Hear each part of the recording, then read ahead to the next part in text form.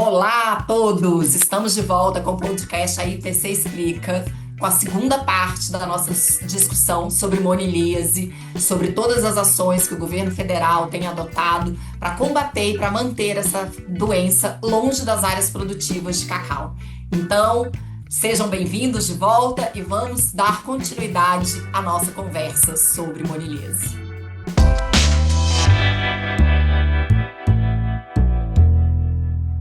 Muito bom.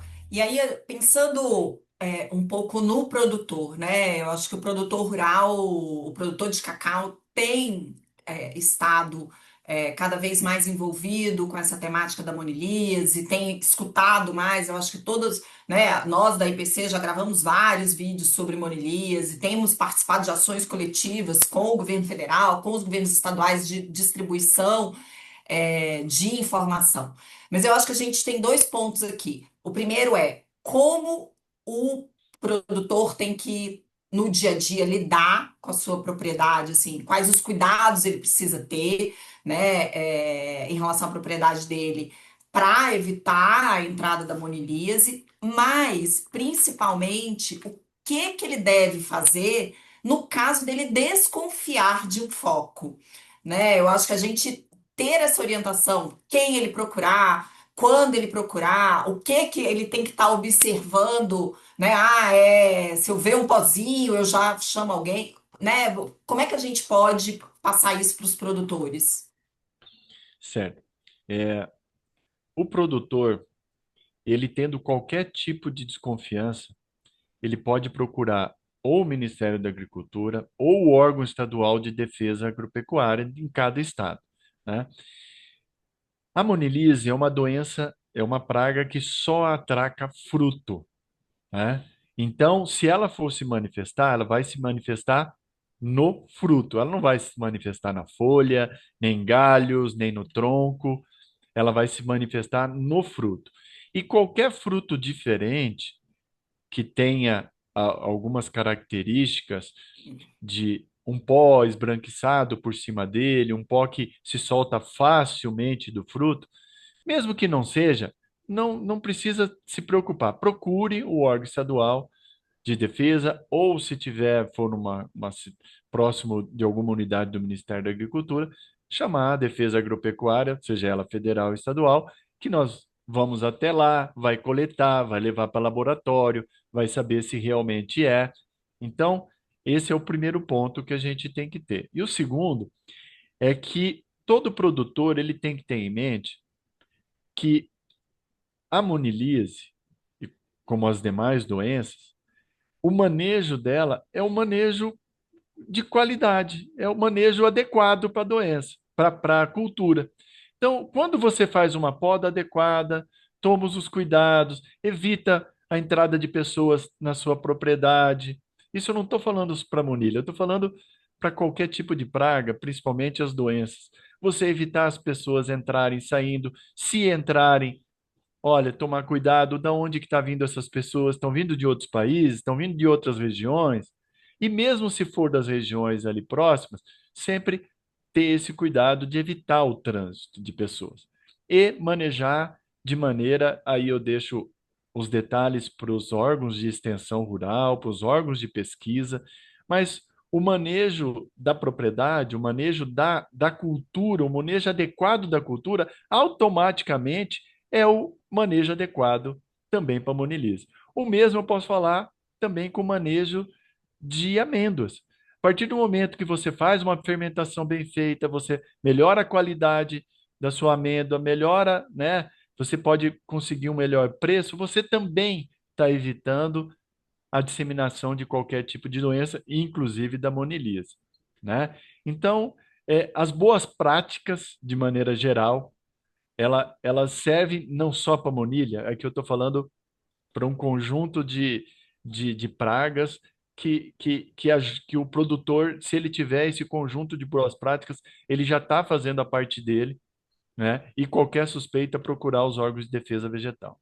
Essa questão do manejo é bem interessante. A gente teve um podcast há algum tempo atrás com o Silvino, que é um técnico super bem conceituado e que tem muito entendimento de monilha, porque ele presta muito serviço fora do Brasil, em países que têm monilíase, e ele fala que o manejo integrado, o manejo adequado da propriedade não só evita, mas no caso, quando acontece, reduz os impactos econômicos e de perdas para o produtor. Então, realmente, isso é super importante. A gente vai falar mais sobre isso numa próxima oportunidade. A gente quer trazer outras pessoas para falar sobre isso, mas é super importante. Eu acho que tem uma coisa que eu já escutei algumas vezes de alguns produtores, é o medo de reportar um possível caso. E por que que existe esse medo? É o medo de o órgão fiscalizador chegar lá e derrubar tudo e acabar com a área dele. Imagina, o cacau valendo aí 8, 10, 12 mil dólares a tonelada, pensar em destruir tudo, o produtor fica em pânico. Conta pra gente, né? Eu acho que é importante a gente reforçar isso, né? Qual é o procedimento caso seja identificado um foco? É sair cortando tudo? Nós temos mais de um protocolo. No nosso plano de prevenção e vigilância, nós temos um protocolo para atuar dentro de cidade, que é poda drástica. Nós temos o protocolo que é um pouquinho diferente, não só poda drástica, mas também aplicação de ureia e etc., de retirada de frutos para decompor. Nós temos um protocolo lá para o Alto Solimões, que também é para poda drástica e etc. Mas para a área produtora não se poda drástica. Se faz poda, se usa ureia, mas a propriedade vai continuar produzindo nos próximos anos. Até hoje, nós temos uma propriedade comercial lá em Urucurituba que tem a presença da praga. E esse protocolo foi aplicado, tá? Nós já estamos quase há um ano desse manejo que foi feito lá, dessa supressão que foi feita lá. Podas, retirada de frutos, aplicação de ureia, tanto nos frutos que foram enterrados para decompor mais rápido, como na planta. E o que a gente tem visto é um resultado muito importante.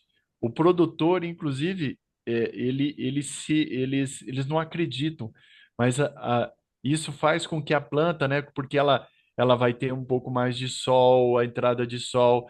Lá na Amazônia, as plantas não o sistema produtivo é diferente, eles têm muitos perfilhos, é redução de todos os perfilhos, né? Então é todo um protocolo que é aplicado, mas uma coisa eu posso te dizer, a planta vai continuar produzindo nos anos seguintes. Não é uma erradicação total. Ah, legal. Vocês pretendem, depois de um tempo, soltar algum tipo de estudo ou um relatório trazendo isso? Porque é interessante, né? Porque está numa área, vocês estão adotando um protocolo lá e vai acompanhar por algum tempo. Talvez desse caso, né, aquela história do limão virar uma limonada, desse caso a gente consiga tirar um protocolo testado em loco, né? Para futuros casos. Assim, o que dá para a gente é que a gente tinha toda a experiência, principalmente do Peru, das ações tomadas no Peru, né? E também na Costa Rica, em outros países, mas principalmente do Peru. Vários especialistas brasileiros foram para o Peru antes da doença chegar aqui no Brasil. Esse, esse protocolo que a gente está utilizando, né, baseado em parceria com a CEPLAC, principalmente com os especialistas, pesquisadores da CEPLAC, isso sempre é uma praga que chega nova num país novo. Nesse novo país, ela pode ter uma atuação completamente diferente dos países onde ela já existia. Então, a gente tem que tomar um pouco de cuidado em dizer que isso está dando certo. É um sistema de observação que a gente está tendo e que os primeiros resultados são muito bons. Tanto lá no Alto Solimões, mesmo nessas comunidades, tá? As comunidades que às vezes elas tinham uma certa dificuldade em aceitar essa poda drástica lá no Alto Solimões, hoje não. Elas veem depois já a nova condução da árvore, como ela está saindo e etc. A gente tem uma aceitação total. E é por isso que nós estamos voltando em todas as comunidades e aquelas pessoas que tinham uma resistência hoje não tem mais. Na área de foco, na área comercial, apesar de ser uma área comercial diferente que existe no Pará, diferente que existe na Bahia, nós estamos no nosso primeiro ano de observação. Mas, assim, os resultados têm sido muito bons, assim. As plantas, elas vêm, elas até se revigoram, sabe? Elas têm uma outra circunstância que eu acredito que ao longo dos anos, o produtor, inclusive, vai ter uma melhora na produtividade dele. Tá? Ele no início ele tem um prejuízo inicial porque ele perdeu aquela produção que estava ali daquele ano, que foi o ano passado, porque todos os frutos foram retirados, fruto verde, maduro e etc, tudo foi retirado, mas a condução, o bom manejo está mostrando que para os próximos anos ele vai ter uma produtividade muito maior, tudo está indicando. Mas a gente tem um pouco de cuidado em dizer que vai ser Claro. assim, porque a gente vai ter que acompanhar. Inclusive, a gente está, não, o Ministério da Agricultura está estimulando não só da CEPLAC, mas também da Universidade Federal do Acre, Universidade Federal do Amazonas, outros estudos que já estão começando a ser realizados com alunos de mestrado, com alunos de doutorado, nas regiões que estão com ocorrência da praga. Muito bom, porque essa parte de pesquisa, de ciência, né, a gente poder tomar decisões baseado em fatos reais, em dados reais e em pesquisa e ciência é fundamental para que toda a cadeia evolua de forma positiva, né? Caminhando Exatamente. aqui para as nossas considerações finais, a gente pode dizer que há uma perspectiva de erradicação total da monilíase no Brasil, ou realmente hoje, nessa realidade que a gente tem, é mais um manejo para que os focos permaneçam nas áreas não comerciais. Olha, hoje nós trabalhamos para erradicação, tá? Esse é o trabalho que nós estamos fazendo, tá? Mas nós já estamos há 4 anos com uma pressão muito forte da praga, principalmente nos países vizinhos. Então, após esses 4 anos, apesar do nosso protocolo não ter mudado, eu digo para você que enquanto essa pressão dos países vizinhos continuar, nós vamos ter que conviver com essa praga durante muito tempo lá na região amazônica.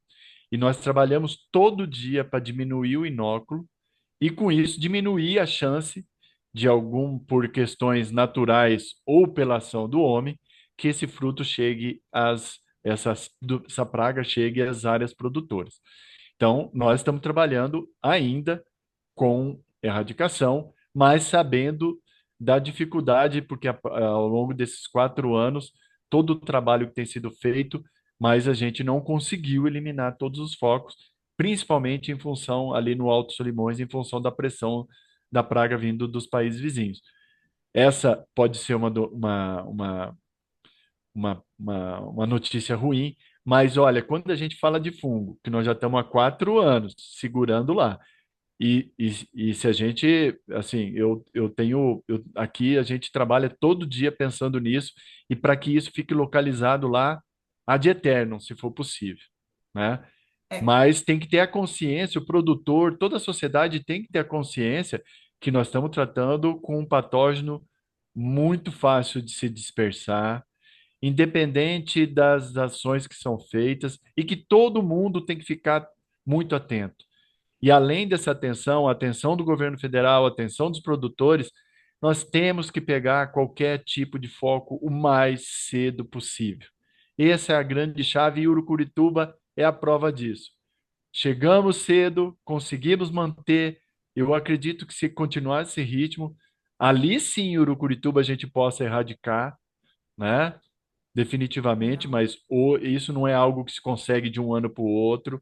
Nós estamos tratando de fungo, onde os seus micélios ficam ali, os esporos ficam todos ali localizados, são invisíveis, né? Que ficam por muitos anos. Então, é um acompanhamento que vai durar muitos anos, mas é o trabalho da defesa e nós vamos continuar fazendo. Lembrando que nós estamos trabalhando com erradicação, mas que isso é algo muito duro de se conseguir, mas é para isso que a gente trabalha. Ótimo. E aí, para a gente encerrar, eu acho que a gente já falou sobre isso, mas acho que vale reforçar, né? Quais são as principais orientações que a gente passa para os atores da cadeia, né? Sejam os produtores, para a indústria, para aquelas pessoas que realizam eventos de cacau, né? Quais são as principais dicas de cuidados? Porque muitas vezes a gente fala um pouco dessa questão das visitas, né? E eu acho que quando o cacau, né, agora o cacau tomou, todo mundo fala de cacau, e aí os próprios turistas ficam interessados em conhecer fazenda. Então, em linhas gerais, né, pincelando o que a gente falou durante todo aqui o podcast, quais cuidados são fundamentais, né, para que a gente evite pegar essa praga que está no norte, esse fungo que está lá no norte, fora da área produtiva, para ela chegar na área produtiva. São muitos cuidados, sabe, Ana? A gente tem que ter todo o cuidado do mundo, tá? Seja em área contaminada, seja em área não contaminada com a praga, né? A maior parte do Brasil não é, mas é a área produtora controlar a entrada e saída de pessoas, sabe? Saber de onde elas estão vindo. Se souber de onde elas estão vindo, deixar isso registrado, porque às vezes a cabeça da gente esquece, mas ter um controle de pessoas que entram e saem de cada propriedade, né? Além disso, se possível, ter um pé dilúvio para as pessoas que entrarem para pisar ali numa solução de amônia quaternária, né? Uma solução, se não for isso, às vezes até uma outra solução caseira que pode ser feita, né? Mas daí a gente pode conversar com os órgãos de pesquisa, o que que eles indicam, mas ter esse pé dilúvio para as pessoas que entram, que vêm de outras localidades antes de entrar, e na hora de sair a mesma coisa, tá? Quando possível, é, eu vou dizer aqui o protocolo básico, muito rapidamente, o que a gente faz nas propriedades que a gente está atuando do foco. Só para você ter uma ideia, toda equipe que entra numa propriedade contaminada, antes dela sair de lá, ela deixa toda a roupa e toma banho, todos os dias. E todas as ferramentas, esse é um outro ponto que o produtor tem que ter, todas as ferramentas, maquinários que entram e saem da sua propriedade, eles também têm que ser, se possível, esterilizados. Porque os maquinários também são, né, uma poda Cacau. que é feita numa, mesmo a doença só atacando o fruto, mas os esporos ficam por ali, né, os micélios e tal. Você pega num local contaminado, leva para o outro. Então, você descontaminar ferramentas.